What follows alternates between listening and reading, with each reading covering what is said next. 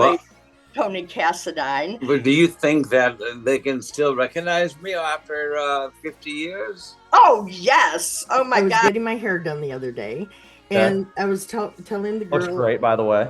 "Oh, thank you." And I really do want to see you at the Ryman. When you get there, let me know Oh. because I want to come down and see. I'll fly you out. I'm serious. I'll get you tickets. It's so good to see you. It's so good to see you. I know. Oh my God. I would like to welcome Logan Metz to the Shared Dial Show. And you are calling from, we were talking, which we will talk about. And I am so happy to have you here on our show. And you are so busy right now. So, like I said, I appreciate you taking the time to talk to us today. Oh, it's a pleasure. Thank you for having me. Yes, beautiful Oshkosh is lovely this time of year. A lot of birds. Definitely. You know. And you're actually on a tour now. And so you're going to be like touring in Chicago, Wisconsin. And I noticed you're going to be playing at the Hideout in Chicago. Yeah. I've been there. That's a pretty cool place. I've been there too. When I lived in Chicago, I used to go there. That's a great little spot for like, smaller acts like myself. A very cool vibe. So yeah, touring kind of all summer. I'm kind of centralized in Oshkosh and then doing little jaunts. But hey, you know what? You got over to the UK, and that's great. Yeah. I mean, it was so it's fun, great. yeah. You get to tour all over the place, And I know you got a new album coming out, and so maybe you could talk a little bit about that because that's been quite a while since you've had a release out, and so maybe you could talk about this new one and how it's kind of maybe differed from the last one that came out. Oh, sure. Yeah, happily. Yes. This new one, okay, I'm really happy with it. I'm really proud of it. It's done, it's recorded, it's mixed and mastered, and kind of ready to go.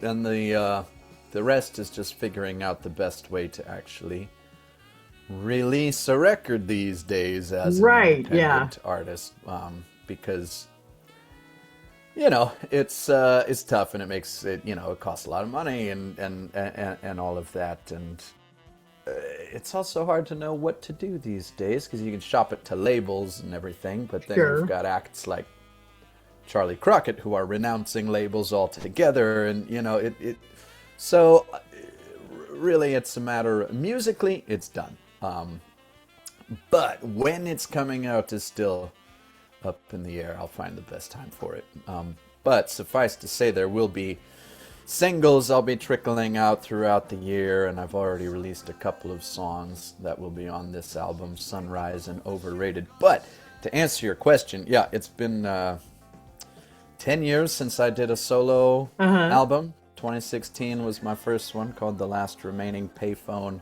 in LA. In LA, right. And then did 7 or 8 years on the road with Lucas Nelson and Promise of the Real, and that did not leave a ton of time for my solo stuff. So now I'm getting back into it, and there's some... This record is different than the last one. The last one was very inspired by, like, early Tom Waits, Closing Time, kind of smoky, muted trumpet, jazz, songwriting style. And this one has a little bit of that. There's some jazzy stuff on there, but it's less. I don't know. It's a little more. It's more varied in color, I would say. There's some straight up kind of rock songs. There's some piano ballads, how I like to do. Right.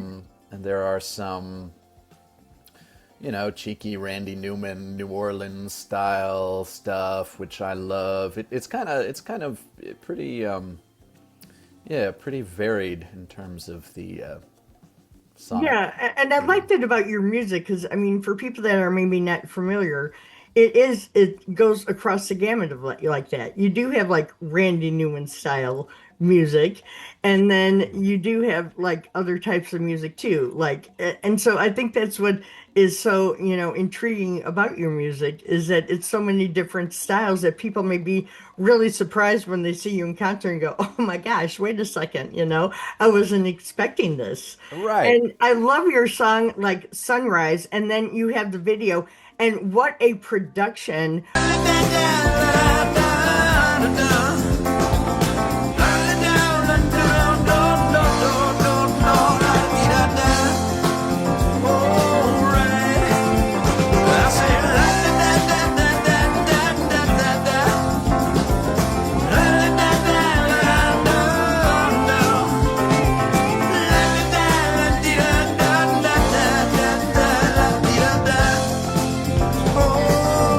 With all the, you know what I mean?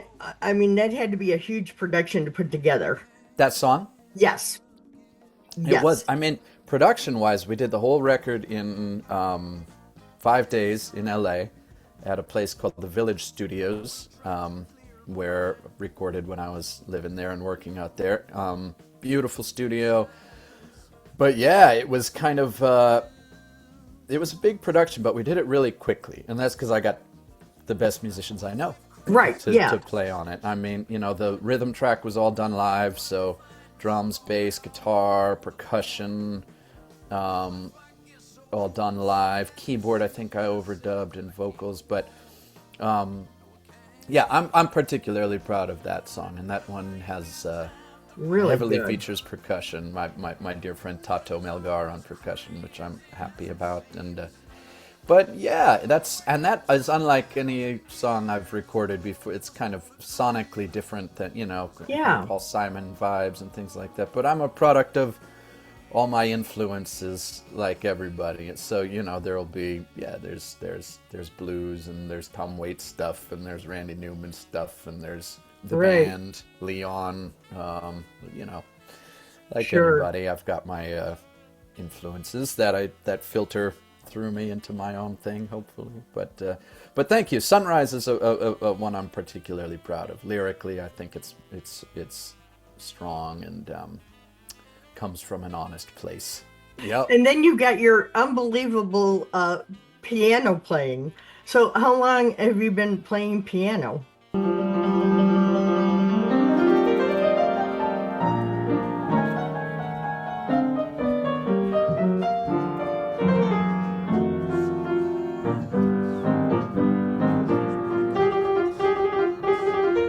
That's very nice of you to say. Thank you. I'm still. Oh, it is. It's unbelievable, your piano playing. It's like you're like a, virtuoso, really. I mean, No. seriously. But No. I mean, seriously. Very much not. I'm working on it. But No. I'm like consciously trying to get to better you. at it, because I have goals. I have people I want to be able to play like. Contemporary people. Like the UK tour I did was with this band called Tanketh.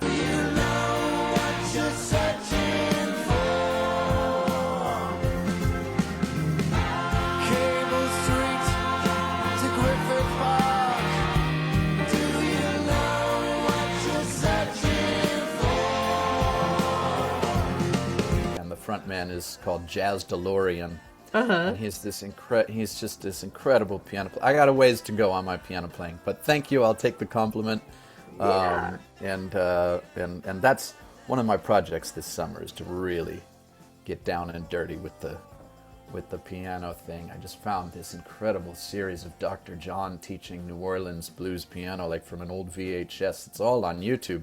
It's incredible. So I'm gonna spend some time with Dr. John this summer and really try to get to a place where I'm just totally fluent with it. But thank you.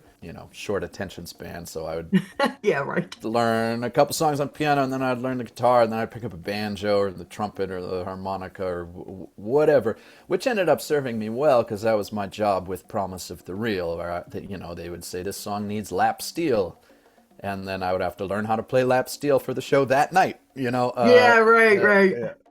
So the master of none kind of approach worked for me career-wise so far, but now I'm really wanting to like be piano player. You know? Oh, so yeah. I started taking it seriously maybe 10 years ago and actually practicing. Yeah, and the lap steel, I mean, what another great instrument. Oh, it's beautiful. Isn't it? That's a hard one. And then I got this lap steel called a Duesenberg. Really? I don't know how much of this is interesting or usable for your thing, but Oh, I yeah, love it. and it's got like little palm benders, so it can sound like a pedal steel. So it like tunes Really? the string underneath the slide. You get that that Oh, swoopy yeah. sound, which is very. But it's hard. String instruments are harder for me than keyed Oh, instruments. right. Yeah, no, I'm really into like old country music. Oh, it's the And best so sound. I'm like, when I hear a steel guitar, I'm just like, oh my God, you know? It's So just such a yeah. I there's love the nothing sound like of it. it. There's nothing like it. Yeah, I yeah, it's know. so cool. Yeah. But I And mean, for you though, I mean, what an experience to be out with Lucas Nelson, and and you have worked with so many other great people, and yeah. I mean, what an experience that has to have been, you know? Yeah, I mean, unbelievable. That band brought me to some incredible experiences, and they are also incredible players too. So, Sure. that it also forced me to get better at my instruments. I was very green when I joined that band. Lucas and I were just college buddies, and we played in college. And then Right. years later, when I joined officially, it was like, these are guys who locked themselves in a room for 8 hours a day and mastered their instrument in a way that I never really Sure. had, so I had to get good quickly in order to be Yeah. able to hang with someone, the world-class guys.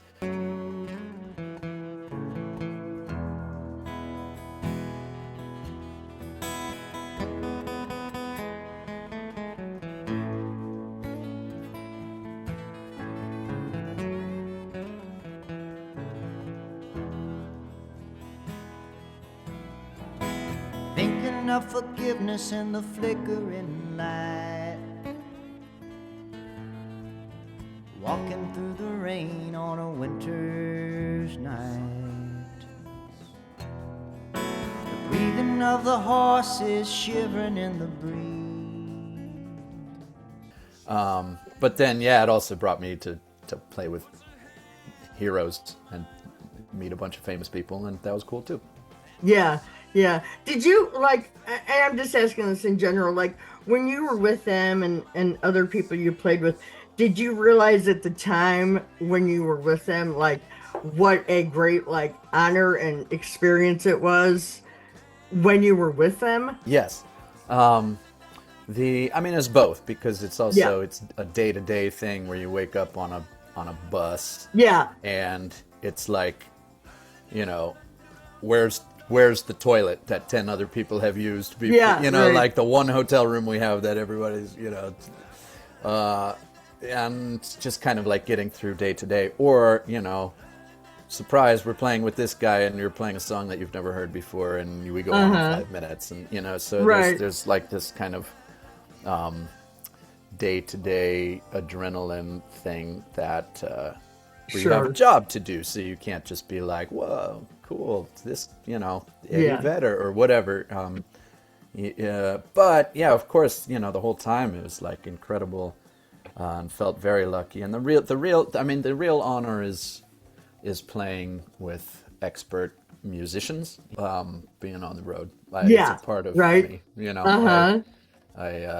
and a lot of people who travel and make music feel the same way. I mean, it's like you sit Sure. still for 2 weeks and it's like, oh God, I gotta get on an airplane. Like, right, So there's an itch, I think, that I've always had, and Yeah. like reading Uh-huh. Jack Kerouac and stuff in my formative years and stuff, and Woody Guthrie and just early Dylan, all the rambling Yeah. people, were always a big influence on me too. So yes, traveling. I mean, I love traveling. Yeah, you've I got live to, right? for it. Actually, it is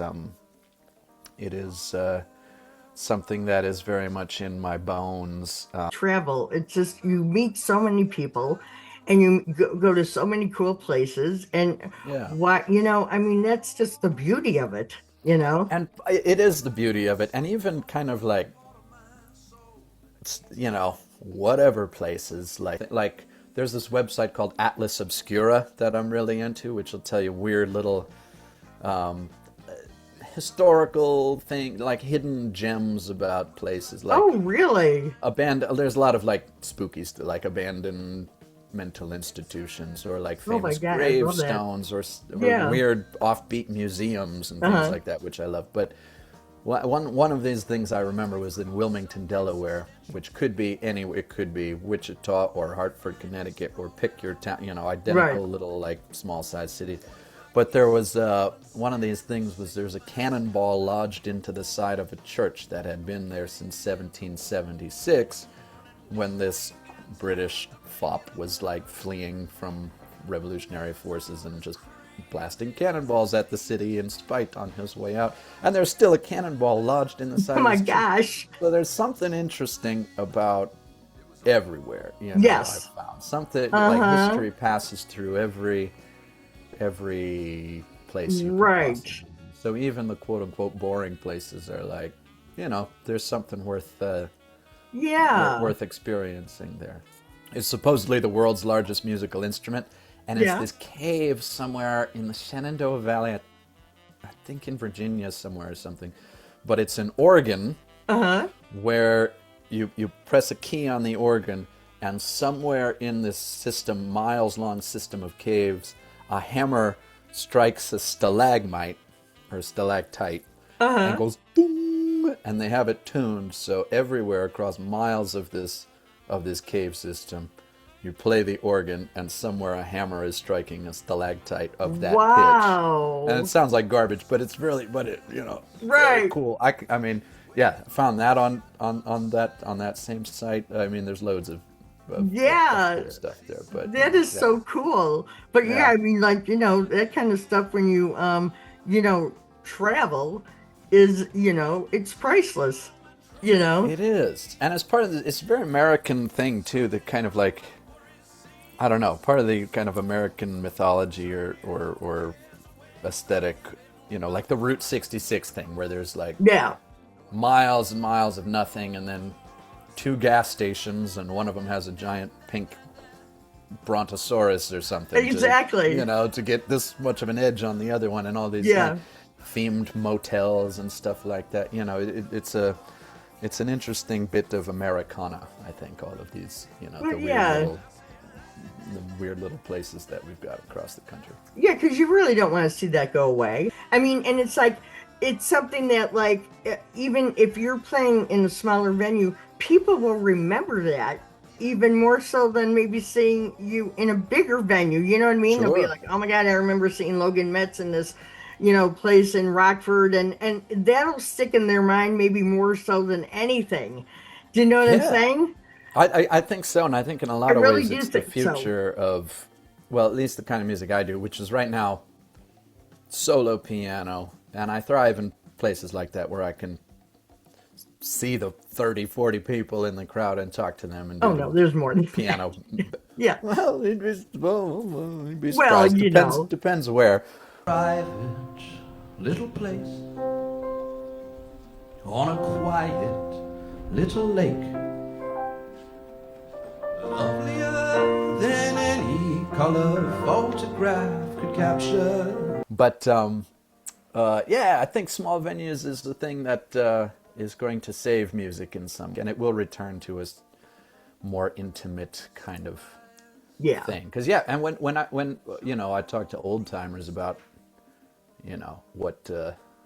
what shows they remember, it's never like, oh, I saw the Stones at this stadium with 500,000 people. It's like, oh, I saw Tom Waits at this nightclub with 10 other people. That's what I'm like that. saying, Yeah, yeah. yeah. Exactly. It's more memorable.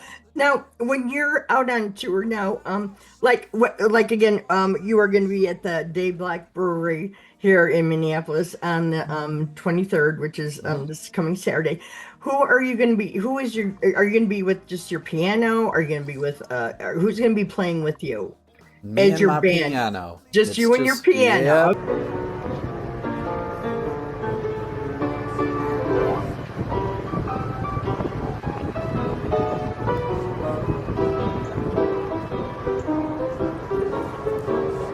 Okay, it's- great. I've been That's what I was really wondering. trying to hone my solo chops for a number of reasons. Uh-huh. One, because it's like the distilled art form. I think Sure. I think I'm of myself as a songwriter, mostly very kind about my singing and my piano playing, both of which I think need a lot of work still. But That's your no one opinion, else right? is going to sing my songs, so Sure. I'm kind of forced to play and sing because Yeah. that's how I can. That's the only venue that these songs will be heard is if I play them. So So for one, I'm going solo because it's because that is the rawest form of the art that I make. If you can keep people for a couple hours just listening to you telling your stories behind the piano. But you got the stories that go with it too, which is a whole nother facet of your your show. And so now, is that hard to incorporate that into your show? Because that's a lot of intricate stuff also. I Not love only it. do you I gotta mean, sometimes I perform, talk too much. I have to start cutting songs because right. I'll do a 4-minute introduction on a 2-minute song. You know what I mean? And, Right. So, but and it depends. It depends on the crowd because like I do best in those environments where it's loose and there's interaction between the audience and me. Oh, long way of saying I'm solo. When I'm coming back to Minneapolis in end of summer, a place called Crooners at a jazz club. Kind Oh, yeah, of proper Crooners, jazz right. Club. Yeah. Yeah. And they got a grand piano and stuff. And there, I'll have a band there. I'll probably have a quartet. Okay. And sax. And Oh, I want to some come see drums, that. That'd be great. Yeah. It's gonna be a beauty. Yeah. Yeah, definitely. And now, you were in Chicago. How long were you in Chicago? I lived there a couple of times. Let's see. I went to a grad school out there. Right. So I lived in Hyde Park from 2014 to 15. Okay. Moved back to LA to teach high school English from 2015 to I know 16. you've had such a unbelievable life, right? And you I got to look have, back and yeah. go, "Wow, my lot of life." chapters. Yeah. Which I wouldn't have it any other way. I No, like, right? doing Exactly. lots of try to live like 5 or 6 lives concurrently, so that because we only get one, but Yes, you definitely. can stack them up. And then I went back to Chicago for another year or two, did the cruise ship. That's when Lucas and the band came through.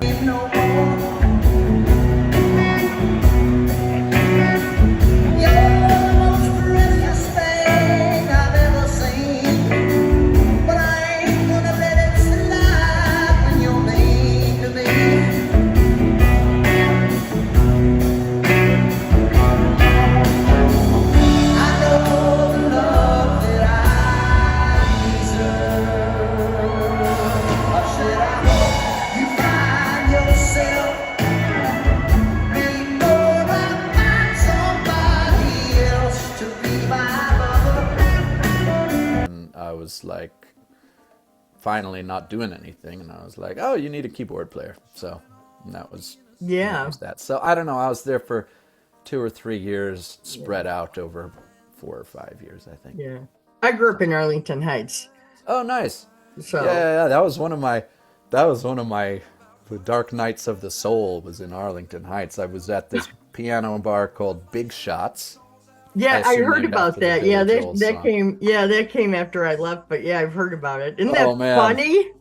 It was rough. I had like Thursday nights there, and I would go and I would play whatever. Nobody was there. I'm talking, I would be playing for the bartender and the waitress, and that's it. I'd make $75. Same 3 or 4 hours playing. Nobody. Go home with $75. Fine.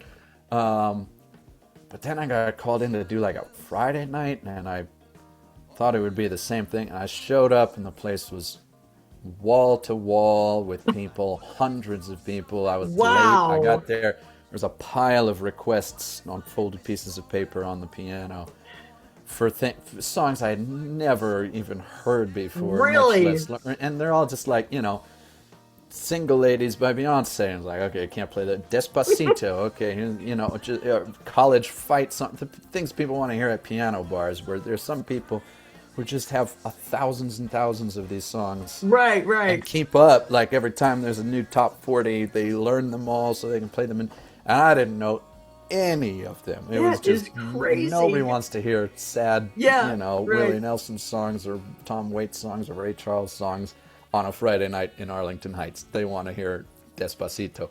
Oh, that was a brutal one. I just remember Oh my like taking God. a break, going outside and trying to frantically learn these songs Right, by right, listening right. to them the first time. Oh, yeah, I Oh hope my God. those days are behind me. That's my Arlington Heights memory. But Has success turned out to be like what you thought it would be, or different? am I successful? You are successful. Come on, Okay. you're successful. Oh, You know, you got to be, you got to look at what you've accomplished and say, Yes. wow, you know what? I have really done a lot, because you've done even more, so, like what you've done even in Chicago, and your teaching and everything, and your music and your songwriting and your singing and your performing and touring and everything. I mean, you got to look, like we were just saying, you look back on your life and you go, my God, everything I've done, and when you look at the whole picture, it's a lot of success, Yeah, this is true, and it's easy. It's easy also to get lost in like oh God, I lost how much money in the UK, but as you wisely point out, that's not the only measure of success. I've done No, right. crazy things, and I look back and I've had just an incredibly colorful life and experience. And Yes. mind Definitely. blowing kind of luck, and I am not ungrateful for all of that. Believe me. Yeah. So yeah, it's been great. Couldn't have happened to a nicer guy. Exactly. What do you hope, before we go, what do you hope is on the horizon? What do you hope you can accomplish musically?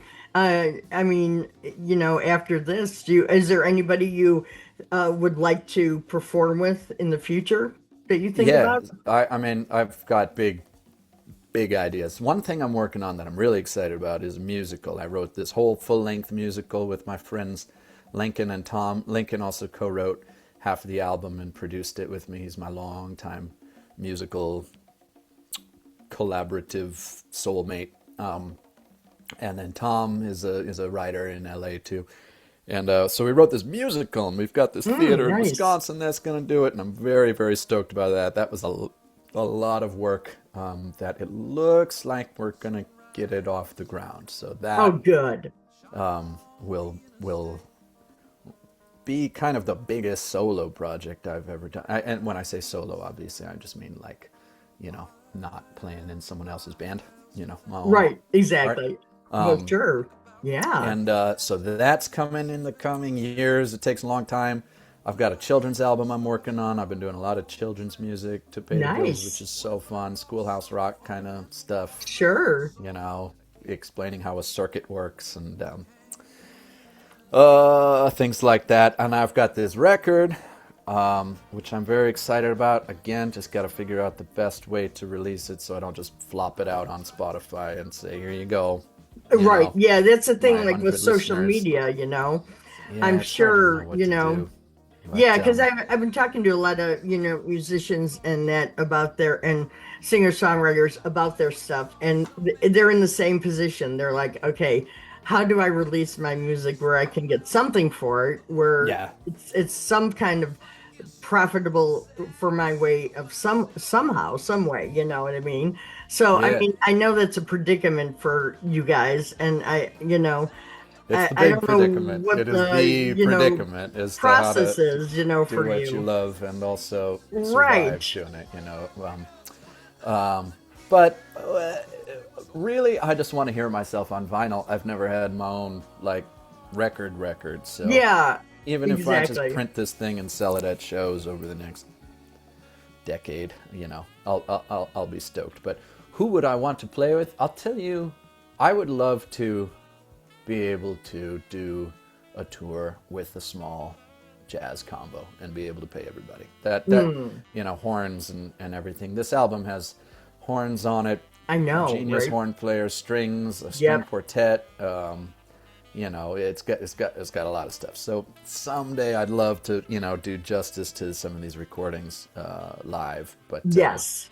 but that's, I mean, that's for me way down the road. Right now I'm doing solo piano stuff in small Midwestern towns, and I'm happy doing that too. As long as I people know. keep coming, I'll keep sharing my songs. You know. I can't wait to the day block on May 23rd. And Yeah, of course, everybody like come you on out. said, Crooners, you're, going to be, and that is a nice jazz venue. And so that'll be a start for you to maybe get your jazz thing going.